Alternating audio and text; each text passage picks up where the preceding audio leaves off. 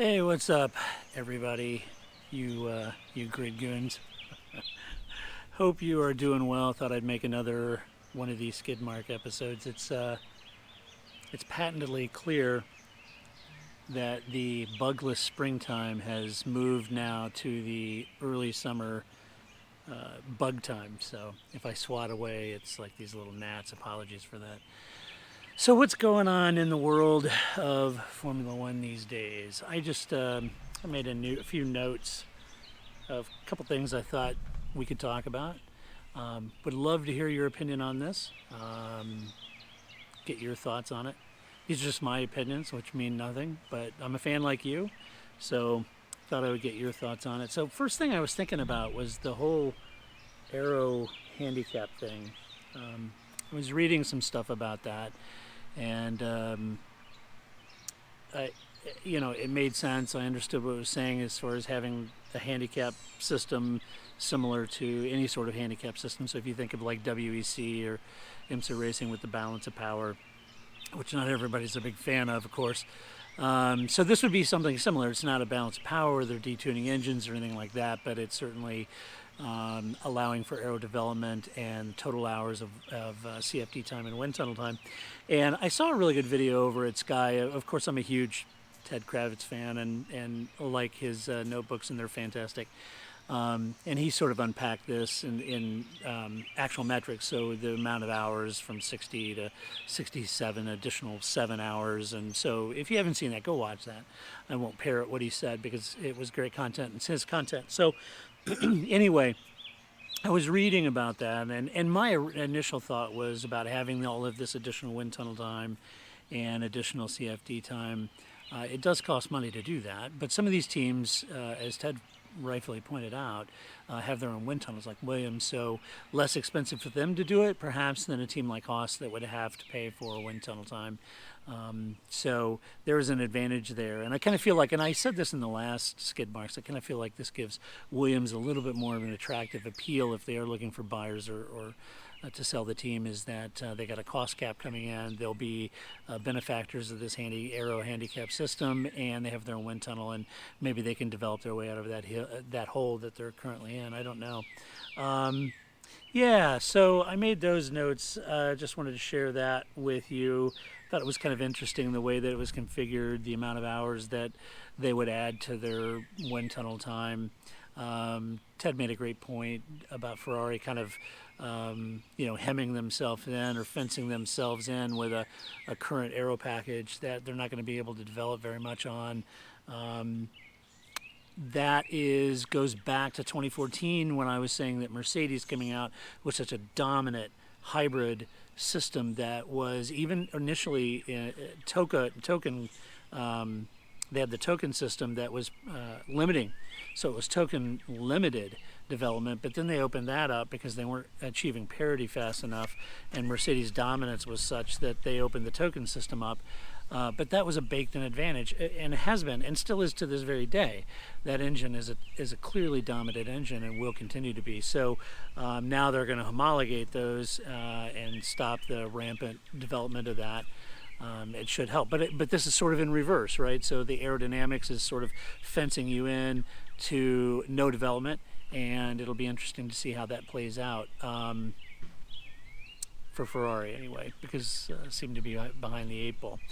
Let's see, what else? What other notes did I make? I have notes, some questions. Oh yeah, I wanted to talk about drivers a little bit. Get your guys' thoughts on drivers, and in particular Bottas, and get kind of your impression. Certainly some discussion about Bottas talking to Red Bull. That doesn't make a lot of sense to me. I think they have Alex Albon, and in my mind, I think Alex did a really good job last year. And coupled with Max Verstappen, who clearly is their go-to guy, I wouldn't see any reason to change that up. I would have to think that maybe Alex is slightly less expensive than a Valtteri Bottas, so that doesn't make sense. Bottas to Renault, that could make sense. He wouldn't be as expensive certainly as Vettel or Alonso, and that could make sense if you've got Esteban Ocon, who is highly rated, comes from Mercedes, so maybe that makes sense. I could see that before I would see Red Bull. I don't want to discount also that if Mercedes did make a move for Vettel alongside Hamilton, or if they moved George Russell over to team up with Hamilton and Valtteri was out of his seat, I have to think that Haas might be interested in that. They're struggling with their package, their program in aggregate, but from a driver perspective, I think a lot of people have been a little surprised they've continued on with Romain Grosjean. Kevin Magnussen there as well. So I don't know that Kevin is their big issue. I think Kevin, given the car, is going to produce. I think Roman is a little bit more of a question mark. And I think a guy like Valtteri Bottas could bring in a lot of that Mercedes know-how and process and discipline that the team could probably use, and probably a lack of just that raw emotion. Valtteri is not, he's not emotionless, but he's typically not going to run into the situations that maybe Grosjean and Kevin did in the past. So I still kind of feel like that might be an option for him. A lot of people sorry, I'm waving the flies and stuff away, so sorry about that. It looks silly. Some other people talking about Racing Point. They have Perez. He still has a couple years on his contract. I don't see Lance Stroll going anywhere there anytime soon. So don't necessarily think that makes a lot of sense from a move perspective. Regarding Vettel, that's been an interesting reaction. I talked about this in the last Skid Mark episode. I don't know, man. Look, I'm a little surprised at all the negativity surrounded around Vettel and the comments that are being made, and I don't know exactly why there's such a negative thing. It's like, well, yeah, I mean, Ferrari should have dumped him and picked up Carlos because Sebastian made those errors in Germany. Is that where we're at? That's where we're at right now. He made a mistake. He banged wheels with Lewis. That's where we're at. I don't know. He's a 4-time champion. And then the counter to that is, well, yeah, but he had the best car. Well, so does Lewis. So did Schumacher. So did Lewis. I heard that with Schumacher. Well, he had the best car. Yeah, he did. But he was part of the program that made that best car. He was part of the program that created that best car. I don't hear those kind of conversations around Lewis. Now, I don't leverage those at Lewis. Lewis made the move at the right time. He's part of the program that Toto Wolff put together and Ross Brawn, to be honest with you, put together to build a dominant team. He's part of it. And it worked out well for him. And Sebastian, no different. He went to Red Bull. Sorry. Helicopter going over. It's one of those things, you shoot outside, you never know. I got a dog barking. There it goes. So I don't see those arguments necessarily making a lot of sense.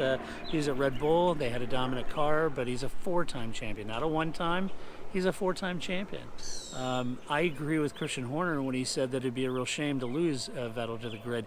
And what I have been encouraged by is seeing several people in the media, in the F1 press, and bless them for doing that, to stop some of this whole dehumanizing thing and comments around Seb and talking about what kind of guy he is yeah, because he's not on social media and people don't get to see a lot of him. He's got a young daughters and young family, and a lot of people don't see him on social media, and it's easy to forget what kind of person he is. I've been around him 3 times, and a couple of them for a decent amount of time, and from my perspective, as a fan's perspective, and in the paddock and hanging out with him at Ferrari, I mean, he couldn't have been a more delightful guy, and he didn't know us from Adam, and was super nice. And that stuff, that media stuff, that can wear on you, but the times I was around Seb, he didn't seem bothered by it. He seemed really down to earth, a very practical guy.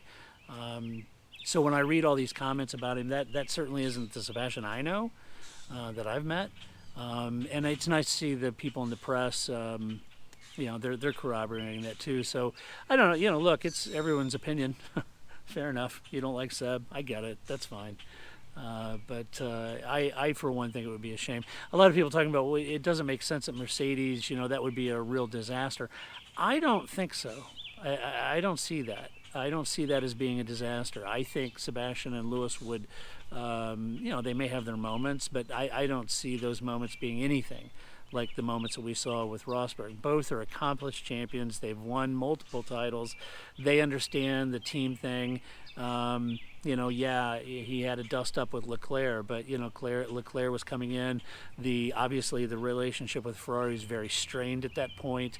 I think what Leclerc pulled on Sebastian in Monaco and what Ferrari were seemingly fine with, I think that frustrated Seb. It's not that he wouldn't get frustrated at Merck, maybe he would, but I don't know. There seems to be a professional appreciation, at least between those two guys. I know he banged wheels with Lewis because he felt like he got brake checked, but that's just red mist. That's anger. Lewis had some of that with Maldonado in the past, and some of those frustrations. So it happens. So anyway, I think Mercedes should do it.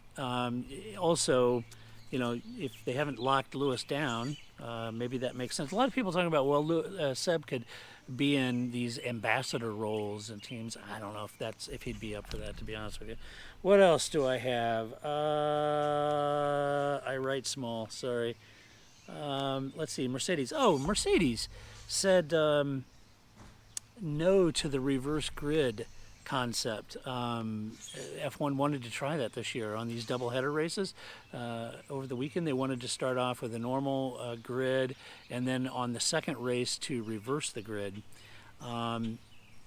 There's a part of me that says the Formula One says, hey, why not try it? I mean, let's just try it, right? It's an abbreviated season anyway. What do we have to lose? We're doing the same track twice, so why not mix it up, make it exciting? I could see all the sides of those arguments for sure. What do you guys think about it? I'm not a big fan of it because I feel like it's sort of a construct again.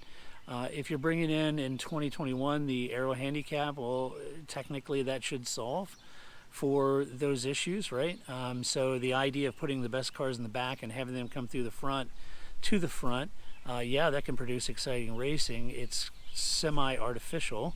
And if the teams in the back are getting a lot more aero time and development time for their chassis and wings, well, they should be coming through the field anyway, right? So, I don't know. I have mixed feelings about that. What do you guys think about that? Do you like that? I don't know.